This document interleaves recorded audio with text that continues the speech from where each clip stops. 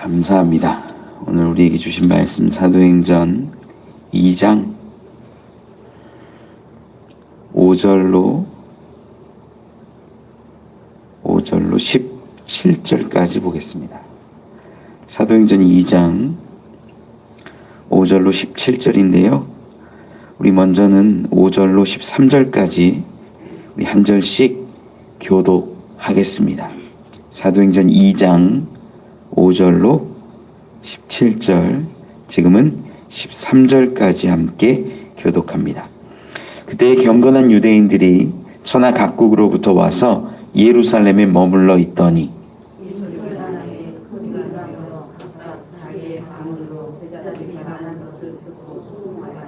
다 놀라 신기하게 여겨 이르되, 보라, 이 말하는 사람들이 다 갈릴리 사람이 아니냐.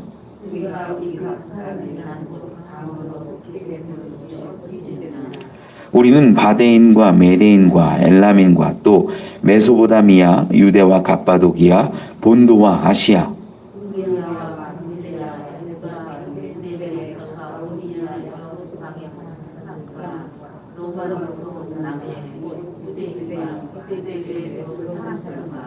그레데인과 아라비아인들이라.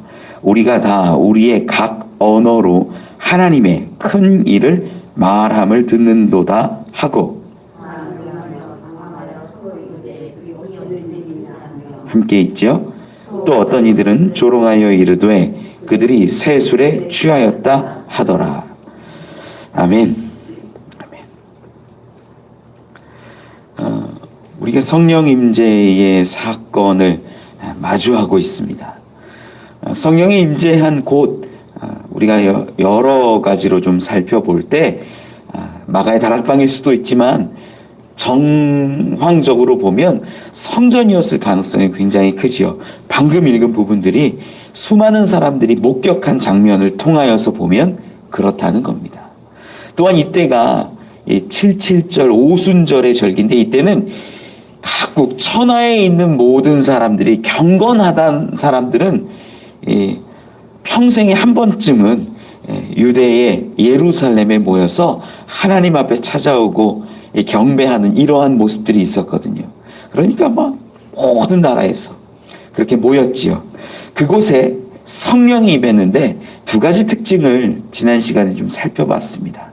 하나는 급하고 강한 어떤 바람 소리와 같은, 바람의 소리라는 건 영의 소리로 볼 수도 있다. 푸뉴마라는 단어를 통해서 우리가 살펴보았고, 또 두 번째 어떤 현상들이 나타났냐면 어떤 갈라지는 것이 보였는데 그것을 성경 기자가 기록할 때는 불의 혀와 같다라고 기록해요.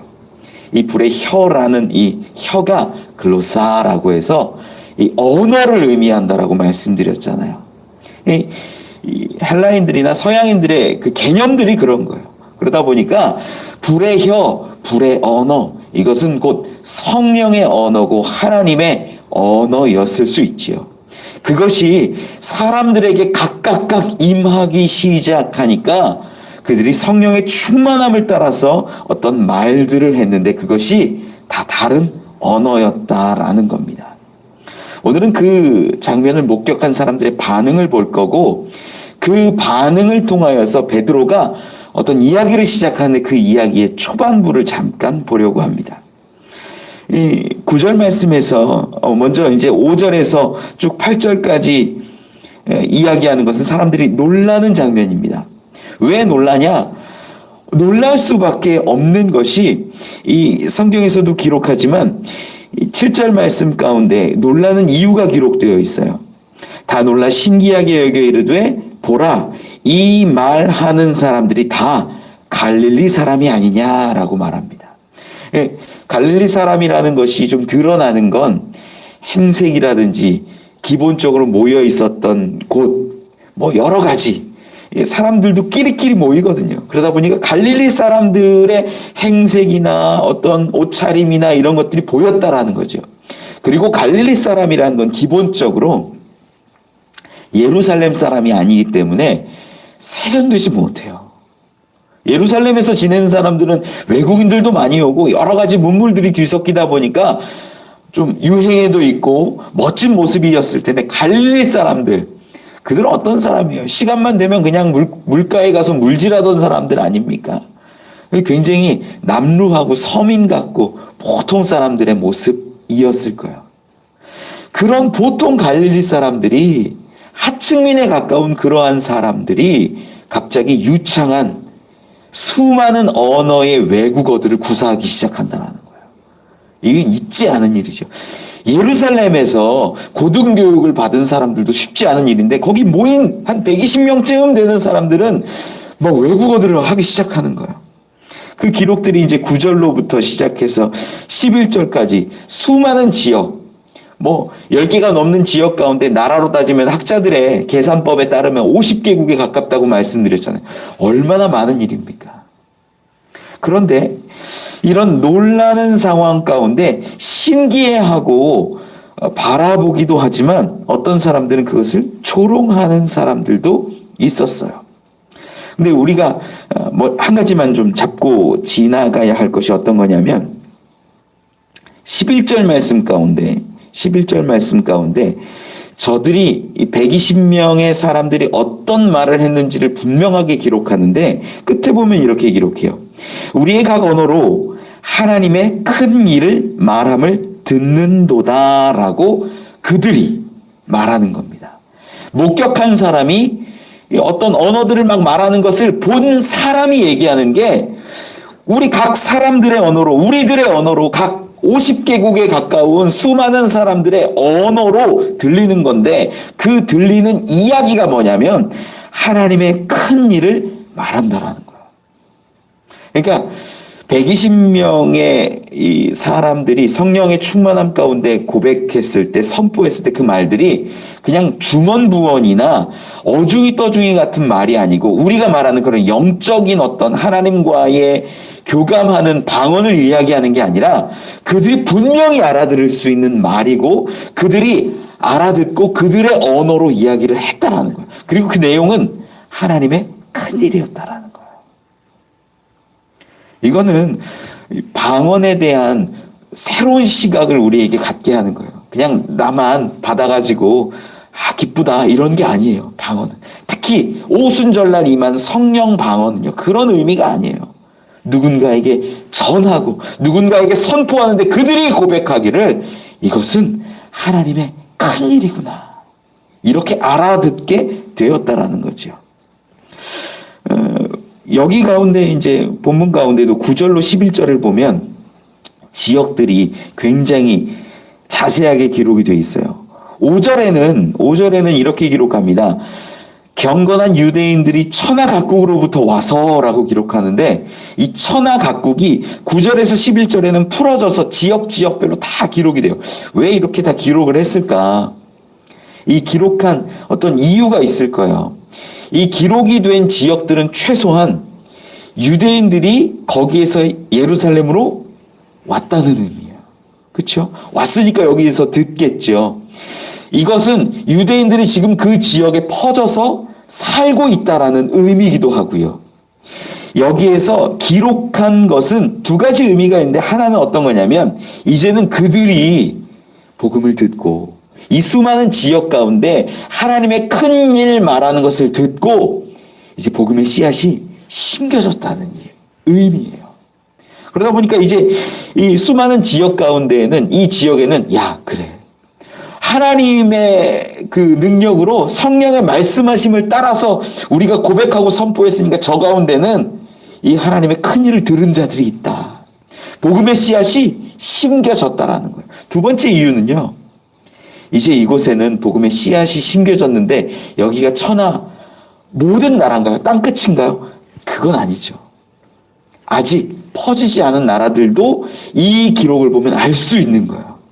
그건 우리에게 그 사명을 넘기는 겁니다. 하나님께서 성령의 말씀하심을 따라서 이렇게 지금 이 자리에서 120명을 통해서 50개국이나 되는 수많은 나라 가운데 언어로 하나님의 큰 일을 선포하게 하셨는데, 기록되지 않은 나라는 어디냐? 너희들이 이제는 나아가야 하는 나라다라는 거예요. 그래서 사도행전을 보면 맨 마지막은요, 그 다음은 우리가 해야 할 일이라고 다 이야기합니다. 사도행전의 모든 주석가들이 하는 말이 그거예요. 그 끝은, 그 다음은 우리의 일이다. 기록된 것들을 통해서 야, 이제 그 다른 나라들은 우리가 나아가야 하는구나. 이런 마음들을 좀 여러분들도 가지셨으면 좋겠어요. 13절에 보면 이런 기록이 있어요. 또 어떤 이들은 조롱하여 이르되 그들이 세술에 취하였다 하더라. 조롱합니다. 그런데 신기해하는 것과 조롱하는 건 좀 차원이 다르죠. 신기해하는 건 어떤 가치 판단이 들어가는 건 아니에요. 야, 무슨 일이야? 어떤 일이 생긴 거야? 야, 120명이나 되는 사람이 각각 다른 언어로 막 말을 한다고? 무슨 일이야? 신기해하는 거예요. 근데 조롱한다라는 건요, 가치 판단이 들어가는 거예요. 가치 판단이 들어가다 보니까 비꼬아서 표현하는 것이 세술에 취했다. 어떤 학자들은 이 세술이라는 것이 독한 술을 의미한다. 그래서 술을 먹어서 취했기 때문에 저런 말들을 한다라고 얘기하는데, 가만히 보세요, 여러분. 누군가가 여기에서 막 방언을 하고 있다라고 치자고요. 그런데 그 말하는 것이 내 귀에 들려요. 하나님의 큰일 말하는 것으로 들려요. 그러면 방언하는 행위에 대해서 조롱하겠습니까? 그 내용에 대해서 조롱하겠습니까?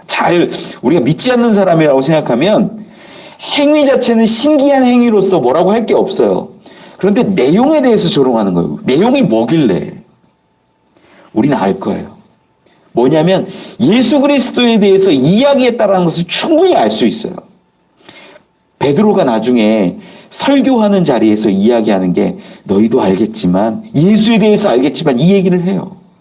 이미 6월절로부터 시작해서 지금까지 지내는 사람들도 있었을 것이고, 6월절에 너무나 큰 그 예수 그리스도의 죽음의 사건이 이 모든 예루살렘 가운데 퍼져 있었기 때문에, 야, 이가 진짜냐? 가짜냐? 선지자냐? 메시아냐? 아니냐? 죽는 게 잘 된 거냐? 죽이면 안 되냐? 이런 논쟁들도 굉장히 뜨거웠을 거예요. 그러는 가운데 어떤 이들은 예수를 그리스도로 믿고 모이고 기도하는 사람들이 있었지만, 아닌 사람들은 그냥 죄인이 죽었구나, 나무에 달려 죽은 저주받은 자구나라고 생각하는 거죠.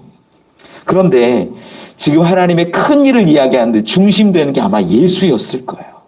그러다 보니까 조롱하는 내용이 뭐냐면, 성령 받고 어떤 언어로 이야기하는데 수많은 언어로 각기 말을 합니다. 여러분, 그 장면을 보면요, 내 언어로 들리지 않더라도 옆에 있는 사람들의 반응을 보면, 야, 우리나라 말 하는데? 내 고향 말 하는데? 이런 얘기 들으면, 그래? 신기하네? 라고 표현하는 게 맞지, 조롱하지 않아요. 조롱했다라는 건 뭐냐? 저들이 말하고 있는 내용이 예수 그리스도가 주다, 그가 죽으시고 부활했다, 이런 이야기들을 막 하니까 조롱하는 거예요. 조롱했던 건 두 가지로 볼 수 있지요. 성령의 임재 사건, 외형적인 모습을 보고 조롱했거나, 그 안에 있는 내용, 예수 그리스도에 대해서 증언하는 걸 조롱했을 수 있다라는 거예요. 여러분, 이러한 조롱하는 자들이 그 안에 있는 것을 보면, 마음을 보면 예수의 부활을 믿지 못하는 거였습니다. 그러니까 조롱하죠. 그렇게 조롱하는 사람들도 분명히 있는 가운데 베드로가 이제 이야기를 하기 시작합니다. 14절 15절 같이 한번 읽어볼까요? 시작. 11사도와 함께 서서 소리를 높여 이르되, 유대인들과 예루살렘에 사는 모든 사람들아, 이 일을 너희로 알게 할 것이니 내 말에 귀를 기울이라. 때가 제3시니 너희 생각과 같이 이 사람들이 취한 것이 아니라. 제3시라고 이야기하는 건 유대 시간의 기록이고요. 이것을 우리 시간으로 따지면 아침 9시쯤 됩니다. 아침 9시에, 이 아침 9시는요, 유대인들에게는 기도하러 가는 시간인 거예요. 특히 절기잖아요, 지금이.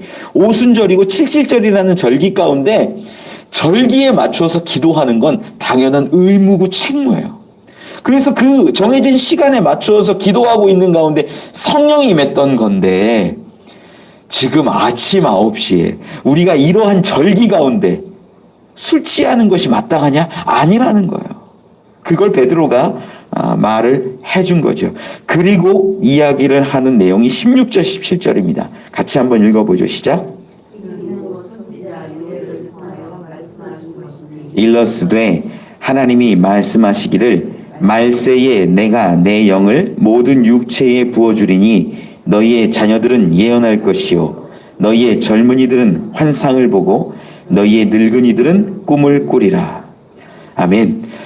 계속해서 이제 요엘의 말씀을 가져와서 인용하여서 저들에게 이야기하는데, 우리 요엘서를 조금 한번 찾아볼까요? 요엘서 2장 28절로 32절의 말씀입니다.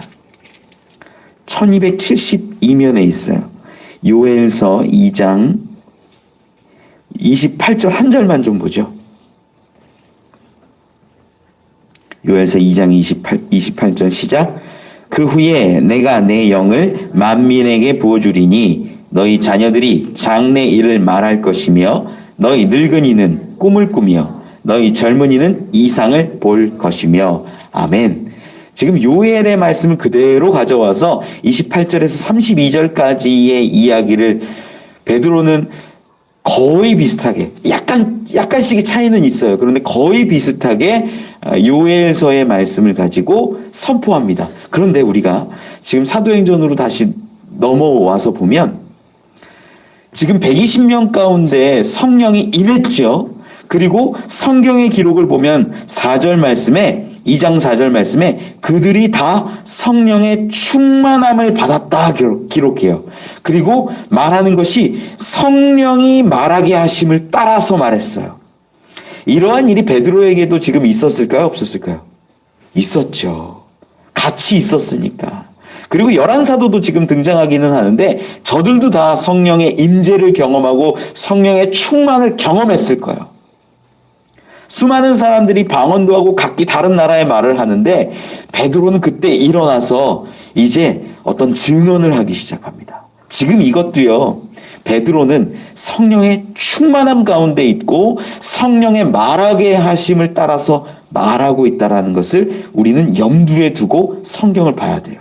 그런데 기록을 보면 17절에 시작할 때 이렇게 기록해요. 하나님이 말씀하시기를 말세에. 유에서 방금 읽을 때 2장 28절 뭐로 시작했어요? 그 후에 이렇게 시작해요. 이 부분이 좀 바뀌었어요.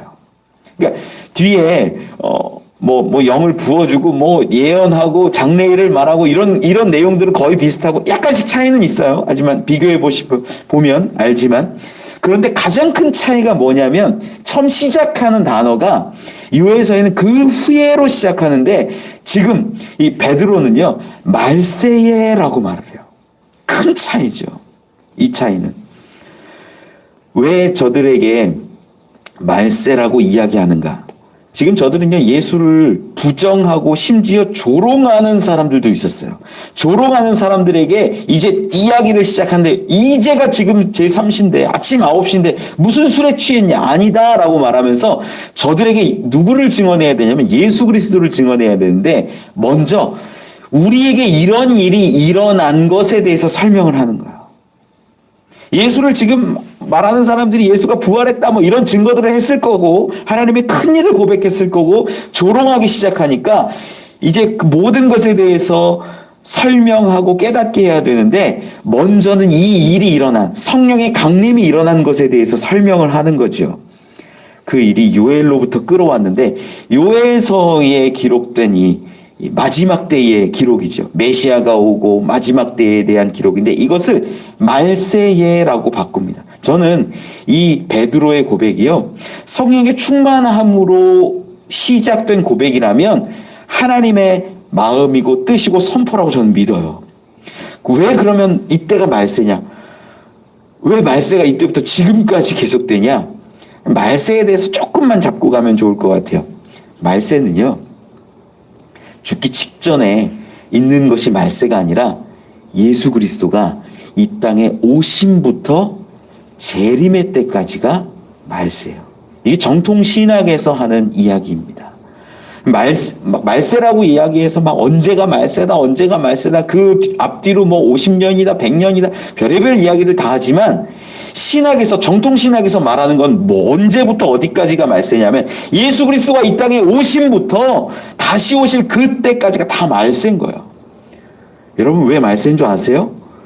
예수님이 오셨던 그때, 지금 예수님이 이 공생의 사역을 시작하시고 사람들에게 나타나시고 가르치시고 하실 때 그때에도 믿는 자와 믿지 않는 자로 나뉘었어요. 우리 알잖아요. 예수님 시대에도 믿는 자와 믿지 않는 자로 나뉘었고요. 지금도 동일하다라는 거예요. 우리가 복음을 증거하고 전파하지만 우리가 복음 전해보면 알아요. 믿는 자와 믿지 않는 자로 나뉘어요. 여러분, 말세의 심판이라는 건 이미 믿는 자와 믿지 않는 자로 구분됨으로 인하여서 드러나고 있다라는 거예요. 그리고 그 말세의 심판의 마지막 결과처럼 드러나는 행위는 예수님이 재림하시는 그때에 완성되고 이루어지는 거죠. 그래서 정독신학이 말하는 건 이미 말세 시대를 우리는 살고 있는 거예요. 그렇기 때문에 베드로가 말하는 것이 틀린 말이 아닌 거예요. 그냥 말세인데 자꾸 연장 미뤄진 것이 아니라 예수 그리스도의 시대부터 다시 오실 그때까지가 말세예요. 이것을 이야기하고 싶었습니다. 사실 유대인들은요, 메시아에 대한 이해가 뭐냐면, 우리 여러 번 보았지만 메시아가 오면, 그리스도가 오면 어떻게 되냐면 로마라는 나라로부터 독립시키고 나라를 부강하게 하고 죄인들이 이제 회복되고 아팠던 자들이 살아나고 막 이런 일들이 막 일어날 거라고 생각하는 거예요. 그런 기대가 있는데 예수님은 너무나 연약했어요. 받아들이기가 힘든 거예요. 메시아로. 그래서 거부한 거고, 그래서 자기들이 생각하는 메시아 상과 맞지 않으니까 죽인 거예요. 그런데 지금 베드로는 그러한 예수님을 증거하기 위해서 지금 이 성령 임재가 일어난 사건을 가지고 이제 말세가 시작된 것이다. 이제 성경이 말하는 그 마지막 때가 시작된 것이고 그 증거가 하나님이 영을 부어주신다고 했는데 그 영의 부어짐이 지금 너희가 보는 것처럼 일어난 거다라고 말하는 거예요. 증거가 분명하게 있으니까 요엘의 말씀이 성취되었다면 지금이 마지막 때인 거예요. 메시아가 온 거예요. 그리고 이어지는 게 이제 예수 그리스도에 대한 증거지요. 예전에는 구약시대에도 성령께서 임하시고 역사하신 기록들이 많지만 내주하시지는 않았어요. 그런데 이 성령의 임재 사건부터 이제 놀랍게 성령의 세례를 받으면 온전하여지고 다시는 그 구원이 취소되지 않는 그 기쁨 가운데 살아가게 됩니다. 여러분, 베드로는 성령의 충만함 가운데 선포했어요. 가르쳤어요. 지금이 말세라고. 그리고 그 말씀은요, 지금까지 이어지고 있어요. 여기서 우리가 분명히 알아야 하는 것, 잡아야 하는 것 한 가지가 있습니다. 여러분, 말세라고 여기며 살아가시면 삶이 달라진다는 거예요.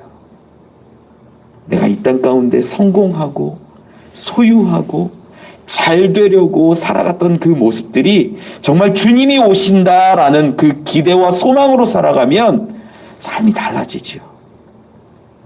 거짓을 했던 나의 입술들이 참으로 바뀌게 되고 주님을 소망하다 보니까 이제 이 땅 가운데 많은 것들을 바라지 않게 된다라는 거예요.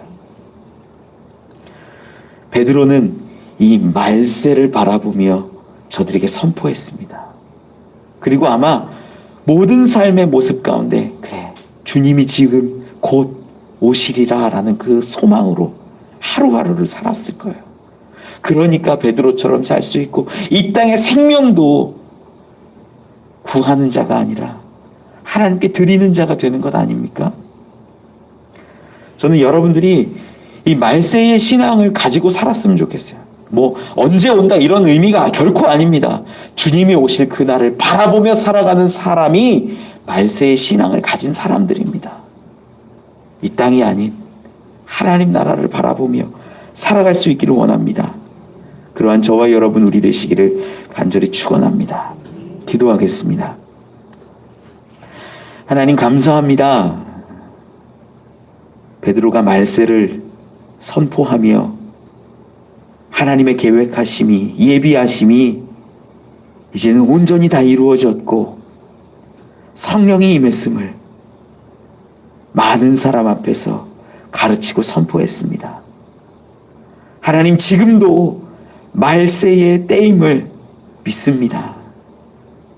이제는 우리가 세상에, 성공에, 나의 욕심에 시선하는 것이 아니라 하나님 나라를 바라보며 주님 다시 오실 그 때를 소망하는 마지막 때의 신앙인들이 되게 하여 주시옵소서.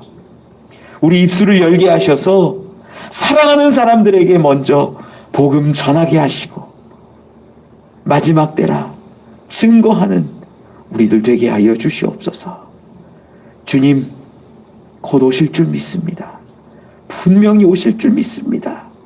그 믿음 가지고 살아가는 우리 가운데 하나님 함께하여 주시옵소서. 감사합니다. 예수님 이름으로 기도합니다. 기도합니다. 하늘에 계신 우리 아버지여, 이름이 거룩히 여김을 받으시오며 나라가 임하옵시며 뜻이 하늘에서 이루어진 것 같이 땅에서도 이루어지이다. 오늘 우리에게 일용할 양식을 주시옵고 우리가 우리에게 죄 지은 자를 사하여 준 것 같이 우리 죄를 사하여 주시옵고 우리를 시험에 들게 하지 마시옵고 다만 악에서 구하시옵소서. 나라와 권세와 영광이 아버지께 영원히 있사옵나이다.